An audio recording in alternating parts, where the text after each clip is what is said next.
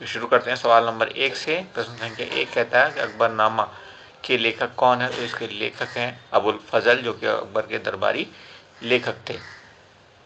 अब ये तो पता नहीं कि इसमें ऑप्शन और क्या क्या थे, तो ऑप्शंस की ज़्यादा चिंता करना बेकार है।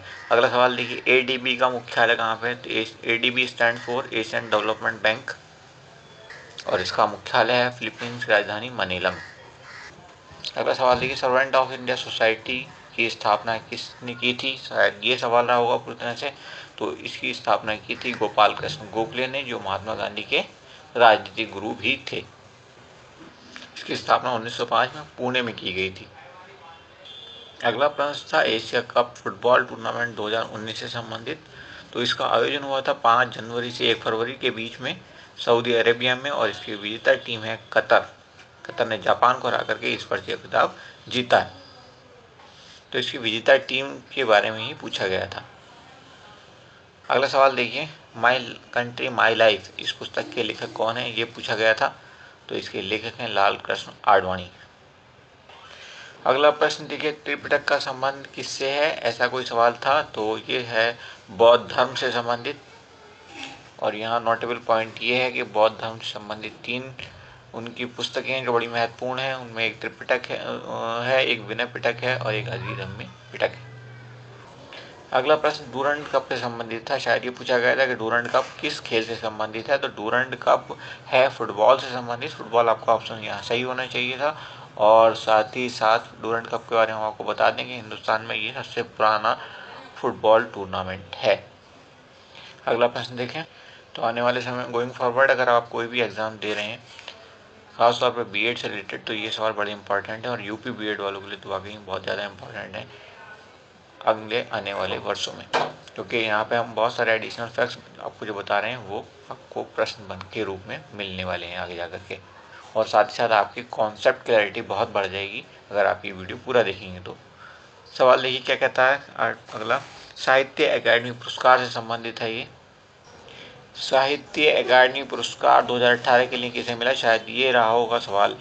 तो ये मिला है चित्रा मुद्गल को, उनके उपन्यास Nala Sopara post box number 203 के लिए।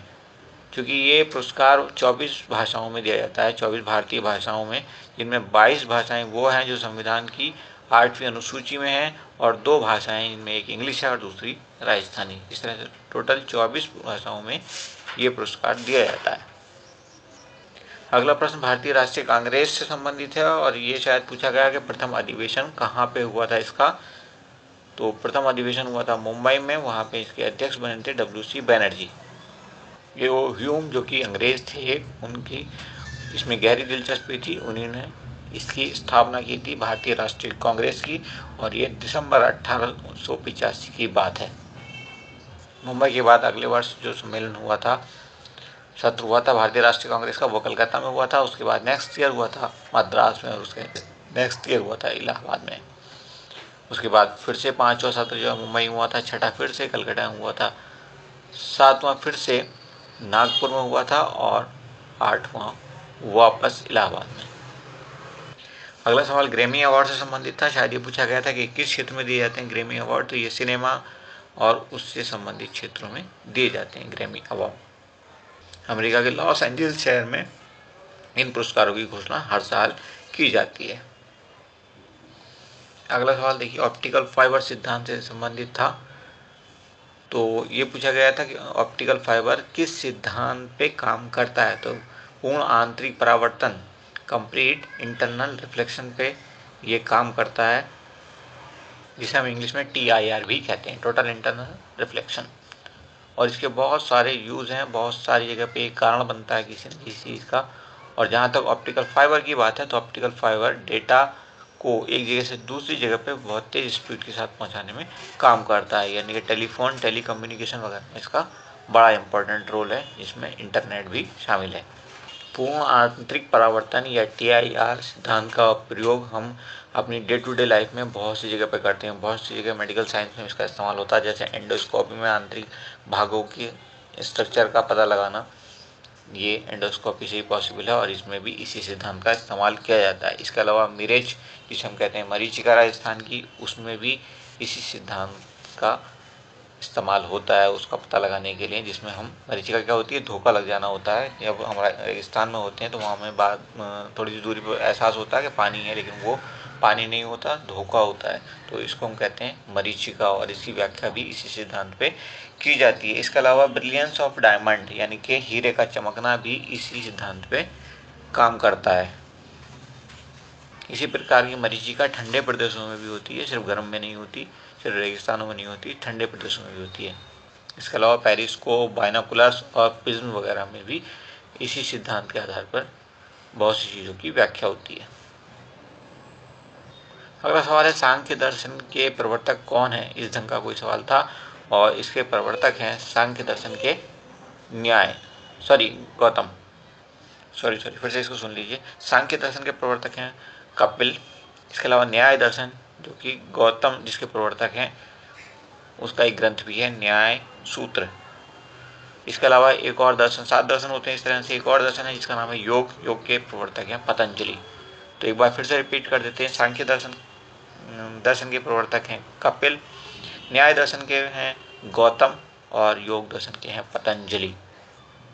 अगला सवाल जो कि पद्मश्री पुरस्कारों से संबंधित है, तो पूछा गया कि प्रथम स्त्री कौन थी जिसको पद्म पुरस्कार मिला था। तो पद्मश्री पहली बार सबसे पहले क्या कहना चाहिए महिलाओं में मिला था देविका रानी को, जो कि जानी मानी फिल्म अभिनेत्री थी। और फिल्मों से संबंधित एक और बहुत ही बड़ा पुरस्कार यानी कि फिल्म क्षेत्र का सबसे बड़ा पुरस्कार जिसे हम कहते हैं दादा साहब फाल्के पुरस्कार, 1969 में पहली बार सबसे पहले देविका रानी को ही मिला था। वैसे इन पुरस्कारों की, पद्म पुरस्कारों की घोषणा जो स्टार्ट हुई है वो 1954 से शुरू हुई है। तो देविका रानी वहाँ पे ऑप्शन में होना चाहिए। अगला सवाल क्रिकेट से संबंधित 200 मैच खेलने वाली भारतीय क्रिकेटर, महिला क्रिकेटर के बारे में बात हो रही है। तो यह है मिताली राज, जो कि भारतीय महिला क्रिकेट टीम की कप्तान भी हैं। प्रश्नों में अगर कहीं कोई त्रुटि दिखाई देती है तो कमेंट बॉक्स में कमेंट करके बता देना, क्योंकि ये सब मेमोरी पेज हैं जो आप जैसे बच्चों से इकट्ठे किए गए हैं प्रश्न। अगला सवाल भारत चीन सीमा का नाम पूछा गया है। तो भारत चीन सीमा कहलाती है मैकमोहन रेखा। इसके अलावा एक बहुत इंपॉर्टेंट रेखा है, वो है भारत और पाकिस्तान के बीच में, जिसे कहा जाता है रेड क्लिफ लाइन। और ऐसे ही पाकिस्तान बॉर्डर से यानी कि तत्कालीन भारत के बॉर्डर से अफगानिस्तान को अलग करने वाली रेखा कहलाती है डूरंड लाइन। तो फिलहाल तो डूरंड लाइन कहना चाहिए कि पाकिस्तान और अफगानिस्तान के बीच में है। अगला सवाल भी इतिहास से संबंधित है। अंग्रेजों की प्रथम फैक्ट्री के बारे में पूछा गया कि कहाँ पे लगाई गई थी। ये लगाई गई थी 1608 में सूरत में। और नहीं, शायद ये सवाल इस तरह से पूछा गया था कि अंग्रेजों ने अपनी प्रथम फैक्ट्री किस मुगल बादशाह की आज्ञा से लगाई थी। तो ये था जहांगीर। 1608 में कैप्टन हॉकिंस ने जहांगीर के दरबार का दौरा किया था। जहांगीर के दरबार में वो आया था आगरा में। तो इसका ऑप्शन जहांगीर होना चाहिए। अगला सवाल है भारतीय सिनेमा से संबंधित, और इसमें पूछा गया भारतीय सिनेमा के जनक कौन थे। तो भारतीय सिनेमा के जनक कहा जाता है दादा साहब फाल्के को, जिनके नाम के साथ एक पुरस्कार भारतीय सरकार ने शुरू किया था 1969 में, जिसे कहा जाता है दादा साहब फाल्के पुरस्कार। और ये फिल्म जगत का सबसे बड़ा पुरस्कार है भारत में। अगला सवाल है हिंदी साहित्य से संबंधित, और ये व्याकरण से संबंधित है बल्कि साहित्य से नहीं। इत्यादि का संधि विच्छेद पूछा है इसमें। तो इत्यादि होती है, इत्यादि का संधि विच्छेद जो होता है इति प्लस आदि होता है, और इसमें कौन सी संधि होती है, यण संधि। अगला प्रश्न ये भी हिंदी व्याकरण से संबंधित है। मनोरथ में संधि का प्रकार पूछा है शायद, तो ये है विसर्ग संधि।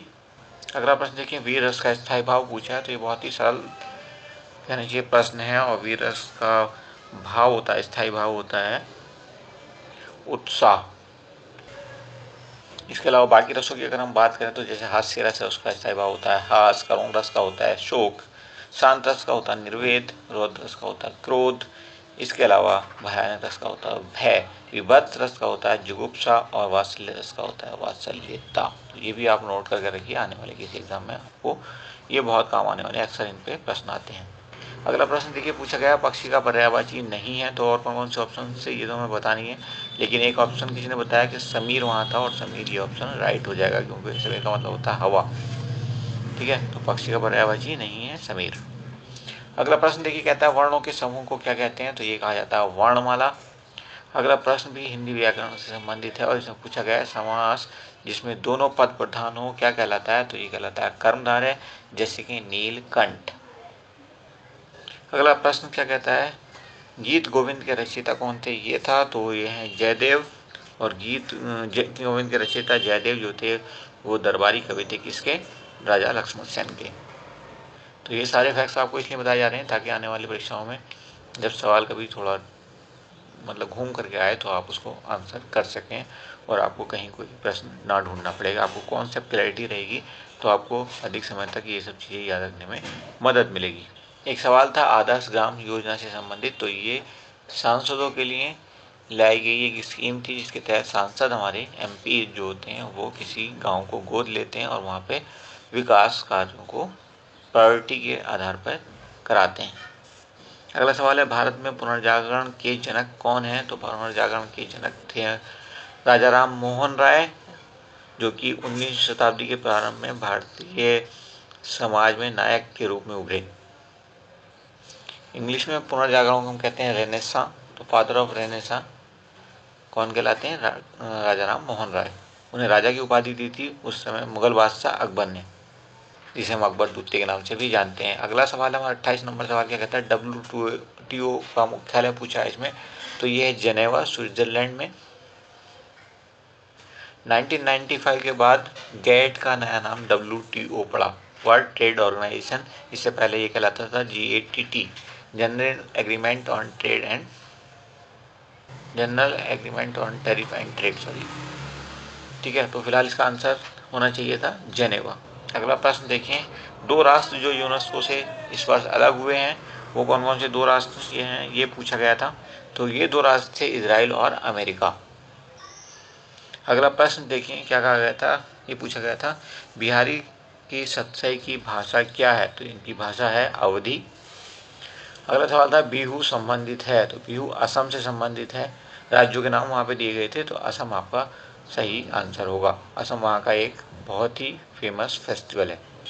अगला प्रश्न जो कि साइंस से है, पेनिसिलिन के आविष्कारक पूछे गए हैं, तो ये थे अलेक्जेंडर फ्लेमिंग। पेनिसिलिन होता क्या है? पेनिसिलिन होता है एक प्रतिजैविक जिसे हम कहते हैं इंग्लिश में एंटीबायोटिक, और एंटीबायोटिक बहुत सारी बीमारियों के इलाज में काम आने वाली दवाएं होती हैं एंटीबायोटिक्स। इनमें सबसे पहली एंटीबायोटिक पेनिसिलिन थी जिसे अलेक्जेंडर फ्लेमिंग ने बनाया था। और ये बनती कहाँ से है? ये बैक्टीरिया से ही बनती हैं, चूँकि हम इंग्लिश नाम से जानते हैं एंटीबायोटिक्स। क्लियर? गणतंत्र दिवस 2019 के अतिथि कौन थे? इस पर सवाल आया था, तो ये थे साइरिल रामाफोसा। और ये कहाँ के राष्ट्रपति थे? ये थे KSA, kingdom of south Africa, जिसे हम दक्षिण अफ्रीका कहते हैं, वहाँ के राष्ट्रपति थे। अगला प्रश्न देखिए क्या कहता है, इंटक की स्थापना या एटक की स्थापना से संबंधित था। अगर इंटक की स्थापना से संबंधित था तो 3 मई 1947 आपका ऑप्शन होना चाहिए था, और अगर एटक की स्थापना से संबंधित था तो ये 31 अक्टूबर 1920 ऑप्शन होगा। तो बहरहाल एग्जैक्ट क्या पूछा गया था, अगर किसी को याद हो तो कमेंट बॉक्स में कमेंट करके हमें बता देना ताकि हम नेक्स्ट वीडियो में इसको बता सकें। ओके, नेक्स्ट सवाल देखिए, अंतर्राष्ट्रीय महिला दिवस कब मनाया जाता है? ये पूछा गया था, तो ये मनाया जाता है 8 मार्च को। अगले प्रश्न में रक्षा मंत्री पूछे गए थे, अटल बिहारी मंत्रिमंडल में कौन रक्षा मंत्री थे, ऐसा कुछ सवाल था। तो ये थे जॉर्ज फर्नांडीज, जो कि जनता दल के जाने माने नेता थे और अभी हाल ही में उनका निधन हो गया था। अगला प्रश्न देखिए, मास्टर ग्लैंड से संबंधित है। मास्टर ग्लैंड मतलब कौन सी ग्रंथि को कहा जाता है मास्टर ग्लैंड, ये पूछा गया था। तो ये कहलाती है पीयूष ग्रंथि, या इंग्लिश में उसको कहते हैं पिट्यूटरी ग्लैंड। अब बात आती है कि आखिर मास्टर ग्लैंड क्यों कहलाती है, तो ये मास्टर ग्लैंड इसलिए कहलाती है क्योंकि शरीर की सारी ग्रंथियों पे कंट्रोल रखती है। इसके अलावा पिनियल बॉडी भी एक ग्रंथि होती है जो कि ब्रेन में होती है। ये खुद मास्टर ग्लैंड भी हमारी ब्रेन में ही होती है, और एक और इसकी विशेषता है कि ये हमारे शरीर की सबसे छोटी ग्रंथि होती है। अगला प्रश्न इसमें पूछा गया, हिमालय की सबसे पुरानी श्रेणी कौन सी है? तो ये ग्रेट हिमालय कहलाती है, हिमालय की सबसे पुरानी श्रेणी। वैसे हिमालय जो है वो सबसे नए पर्वतों में से एक है, हिंदुस्तान में ये सबसे नया पर्वत है, अभी बन ही रहा है। और अगर हम ग्रेट हिमालय की बात करें तो ग्रेट हिमालय में भारत की क्या संसार की 3 सबसे ऊंची चोटियां हैं, जिनमें आपका माउंट एवरेस्ट है, और आपका K2 जिसे हम कहते हैं भारत की सबसे ऊंची चोटी है K2 या अगस्त्यनारायण, और इसके अलावा कंचनजंगा जो कि सिक्किम में है वो भी इसी श्रेणी में आती है। अगर सवाल आया है भारत की सबसे पुरानी पर्वत श्रेणी कौन सी है, तो ये होगी अरावली, ठीक है। लेकिन अगर हिमालय की पूछी है तो आएगा ग्रेट हिमालय। क्लियर है आपको? क्योंकि सवाल में कन्फ्यूजन है थोड़ा सा, तो आंसर उसी हिसाब से बदल जाएगा, जैसा सवाल होगा वैसा ही आंसर। अगला सवाल था गारो हिल से संबंधित। तो गारो हिल से हमारी मेघालय में, जो कि हमारा नॉर्थ ईस्ट का एक राज्य है। अगला प्रश्न यहाँ पूछा गया कि मतदाता दिवस कब मनाया जाता है, तो ये 25 जनवरी को मनाया जाता है। अब देखिए अगला सवाल क्या कहता है, नीली क्रांति किससे संबंधित है, ये पूछा गया था। तो नीली क्रांति संबंधित है मछली उत्पादन को बढ़ावा देने से। तो मछली उत्पादन आपका सही आंसर होना चाहिए। अगला सवाल देखिए पूछा गया है भारतीय संविधान से, और यहाँ पर पूछा गया है कि अस्थायी अध्यक्ष कौन थे संविधान सभा के, तो ये थे डॉक्टर श्रीनारायण सिन्हा। और अगर स्थायी अध्यक्ष के बारे में पूछा गया होता तो इसका आंसर होता डॉक्टर राजेंद्र प्रसाद। इसके अलावा ड्राफ्टिंग कमेटी या प्रारूप समिति के अध्यक्ष थे डॉक्टर BR अम्बेडकर। तो 3 अलग अलग चीज़ें, अलग अलग पॉइंट हैं, इनके तीनों का आंसर हमने आपको बता दिए, और आप इनको नोट करिए और अकॉर्डिंगली आंसर मैच करिए, और भविष्य में भी कभी कंफ्यूज मत होना। अगला सवाल पूछा गया पद्मश्री पुरस्कारों से संबंधित कि ये कब प्रारंभ हुए, तो ये 1954 में पहली बार प्रारंभ हुए थे। और हमें पता है कि 1955 में सबसे पहली महिला जिनको ये मिला था वो थी देविका रानी।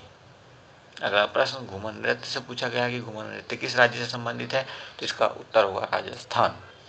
अगला प्रश्न देखिए क्या कहता है, द्रव के रूप में पाई जाने वाली धातु, तो ये धातु होती है पारा, जिसे हम Hg से रिप्रेजेंट करते हैं, दिखाते हैं, यानी कि इसका सिंबल, इसका संकेत Hg होता है, H कैपिटल और G स्मॉल। इसके अलावा अगर द्रव रूप में पाई जाने वाली अधातु पूछी जाती तो हमारा आंसर होता ब्रोमीन, Br जिसे कहते हैं। अगला प्रश्न जो कि खेल से संबंधित है, इसमें खेलो इंडिया प्रोग्राम एक चलाती है भारत सरकार, उससे संबंधित था ये। एग्जैक्ट प्रश्न क्या था इसका पता नहीं चल पाया, तो अगर किसी को पता है तो प्लीज़, या किसी को याद है तो कमेंट बॉक्स में कमेंट करके बताएं। Thank you for watching.